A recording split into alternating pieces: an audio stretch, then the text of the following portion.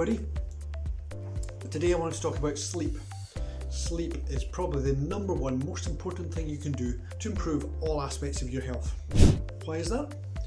There isn't any aspect of your health that's not made worse by lack of sleep. In fact, the World Health Organization has just labelled chronic lack of sleep as a probable carcinogen.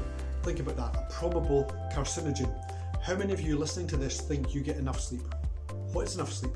Enough sleep is probably between 7.5 to 8 hours every night. And it's actually not possible to recover from lack of sleep. Even 1 hour's loss overnight will affect you for days and sometimes weeks in advance. So what happens when you're asleep? Your brain and your body, they detox.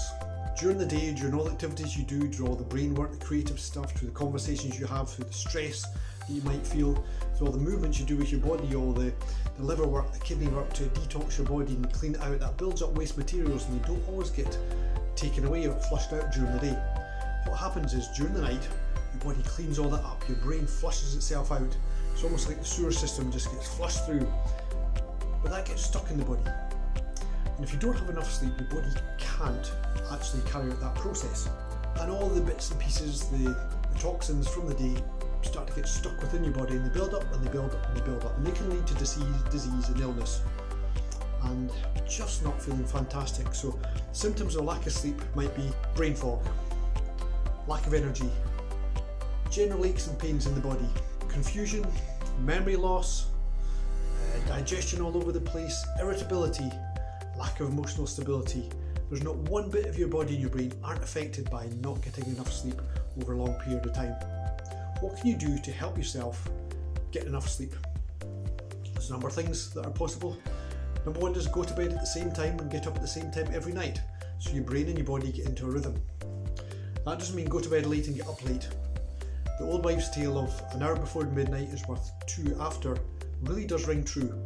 So go to bed early, go to bed before 10 o'clock and by the very latest 10:30 and get up early, get up 6 o'clock in the morning. 8 hours is enough, you don't need any more than that. The number of people that can actually survive on less than 6 hours sleep regularly is, get this, big fat zero. The research shows that 0 people can remain healthy long term on less than 6 hours sleep. So what else can you do? You can get rid of your devices at least 2 hours before bedtime. The blue light on your screen just wakes your brain up. It blocks melatonin production, which is your sleep hormone, and that should come into your system from about 4 o'clock in the afternoon. Get rid of those devices, or at least put them on red light spectrum so your brain thinks that the sun's going down and gets itself ready for sleep. Don't drink caffeine more than 12 hours, I mean that, 12 hours before bed. It sits in the brain and it blocks your sleep hormones for 12 hours. It's like a dam breaking, you get a massive flood of them in when they should be easing in gently from about 4 o'clock. Don't eat a heavy meal within 2 hours of bedtime because you don't want your body concentrating on digestion. You want it to concentrate on sleep. Meditate before sleep. Drink warm drinks that have soporific properties like chamomile, valerian, lavender. They all come as teas. You can even rub them on as essential oils mixed with a carrier oil. You can rub them on your forehead, you can rub them on your skin, and those scents will allow your brain to calm down. Magnesium is fantastic for helping you fall asleep, either as a supplement or again you can get it as an oil that you just rub on before sleep. You can even take herbal sachets or pouches into bed with you and just pop them under your pillow, and that calming scent will just allow your brain to calm down. Breathing is also good. Now there are people out there whose brains just will not shut up. All the people I get coming in who say, I just can't sleep, my brain won't shut off, it just keeps going and going and going. There's a couple of techniques you can use for that. Meditation, as I mentioned, is fantastic. Breathing. We all have to breathe. We all breathe unconsciously. So become conscious of your breathing. Start to link your brain to your breathing rhythm as you're lying there in the bed. Concentrate on the breath in and the breath out. And the breath in and the breath out.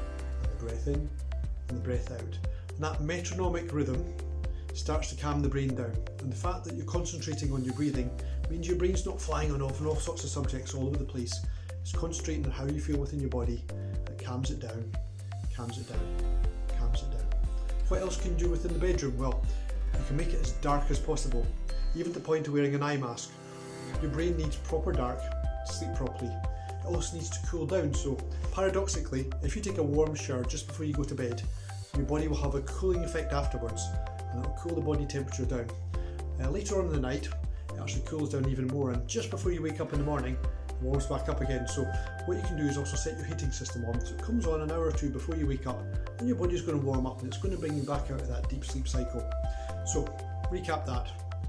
Relax your brain before bed by getting rid of the screens. Don't take caffeine or heavy foods close to bedtime. Do calming activities like meditation or breathing exercises. Take a warm shower, a warm bath.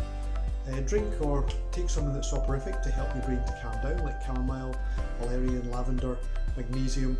Make the room as dark as possible and keep it cool. Open the windows. Now, there are obviously people out there who are exceptions to these rules, who like a warm bedroom with cold people. You have to play to your strengths. You know you better than anybody else does. So play to those strengths. Don't just go with the norm. You know what works for you.